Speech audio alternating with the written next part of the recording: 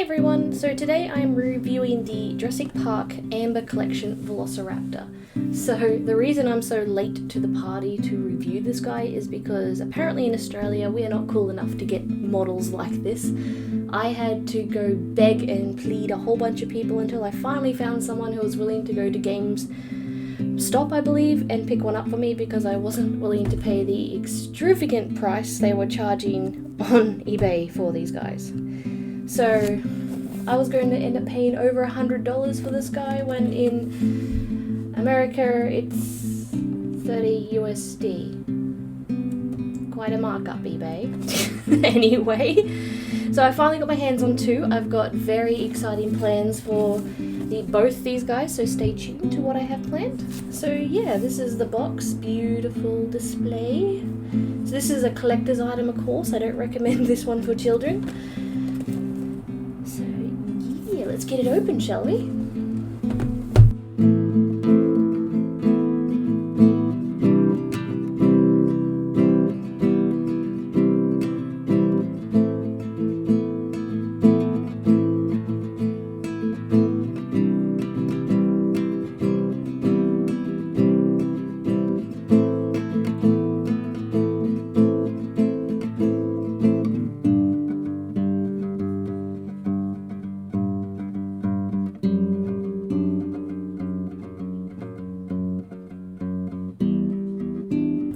Okay, so first off, my biggest surprise is that the tail is actually like a rubber base.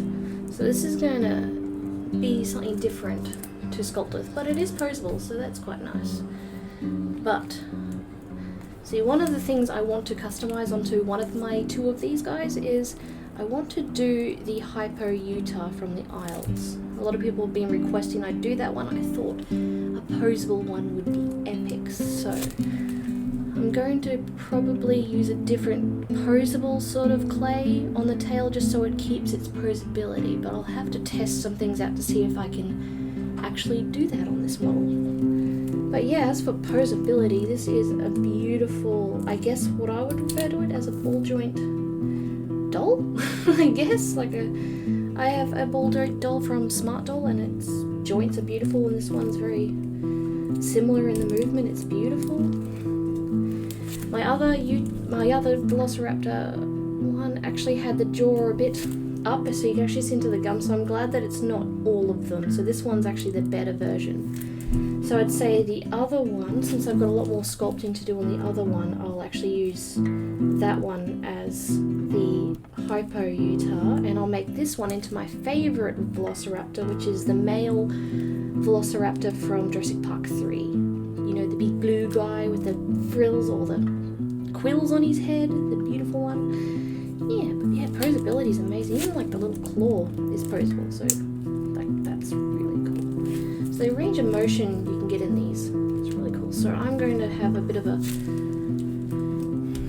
trick time figuring out how to be able to sculpt all of that Hypo Utah's armor on and keeping the posability, but it's very doable. The Jurassic Park 3 Raptor is easy. It's just sculpting some quills and then repainting this guy. That one's really easy.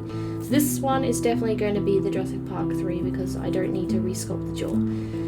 The Hypo one, I probably will have to do some armor on the head, so might as well use the one with the deformed jaw.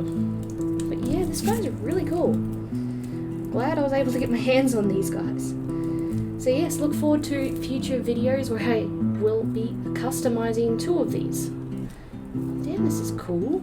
So I will say I will be doing another review probably, well, definitely the fourth quarter of next year, because I've also pre-ordered the Chronicle Collection, Alan Grant and Velociraptor, posable Velociraptor from their collection. So it'll be interesting to see this compared to that one. Like, I know the other one, the Chronicle Collection, is going to be way more detailed and higher quality, but this alone is an impressive creature. It even comes with a stand, which this guy's definitely going to be posing in a jumping pose for a while until I actually get around to sculpting him. Even the jaw double opens, like, that's really cool. So yeah, see you all next time.